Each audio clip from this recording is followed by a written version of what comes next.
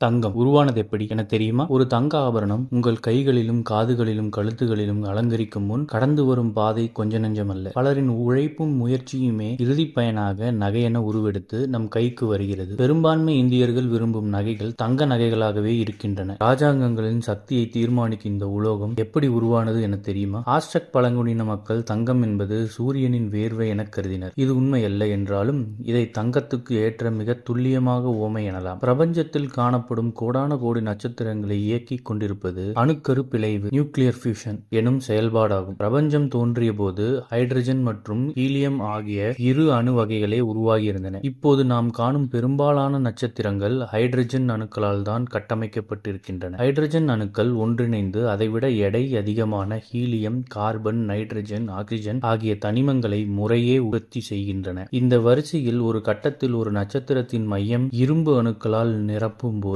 இரும்பின் இறுக்கம் காரணமாக நட்சத்திரத்தின் இயக்கம் நிலைகுலைந்து மொத்த நட்சத்திரமும் தீபாவளி லட்சுமி வெடி போல் வெடித்து சிதறுகிறது. சூப்பர்னோவா என அறியப்படும் இந்த மாபெரும் நட்சத்திர வெடிப்பில் ஏற்படும் வினையின் மிச்ச எச்ச சொச்சமாக கிடைப்பதுதான் நாம் உச்சபட்ச உலோகமாக கருதும் தங்கம் மற்றும் பிற எடை அதிகமுள்ள தனிமங்கள். பூமியில் மட்டுமல்ல, அண்டம் முழுவதும் உள்ள பல கிரகங்கள் மற்றும் பால்வெளியில் அங்கும் இங்கும் சுற்றித் திரியும் பல விண்கற்களிலும் கூட தங்கம் உள்ளிட்ட பிற தனிமங்கள் இருக்கக்கூடும் என்பது விஞ்ஞானிகளின் கருத்து. இது தெரிந்திருந்தால் டிக் டிக் டிக் ஜெயம் ரவியை நிச்சயமாக இந்திய பெண்கள் விண்வெளிக்கு அனுப்பி இருக்க மாட்டார்கள். ஏனென்றால் உலகத்தின் மொத்த தங்கத்தில் 10% மேல் நம் இந்திய பெண்களிடம்தான் உள்ளது. எவ்வளவென்றால் 1000 லாரிகளில் நிரப்பக்கூடிய அளவுக்கு கிட்டத்தட்ட 18,000 டன் தங்கம். இயற்கையின் அரியதோர் அறிவியல் நிகழ்வால் உருவாவதால் என்னவோ தங்கத்தின் மதிப்பு எப்போதும் நம் மக்களிடையே குறைவதே இல்லை. இப்படிப்பட்ட தங்கத்தை ஆபரண வடிவில் அணிந்து கொள்ள ஆசைப்படும் நாம் தங்கம் வாங்கும் போது கொஞ்சம் விழிப்புணர்வோடு இருப்பது அவசியம்தானே.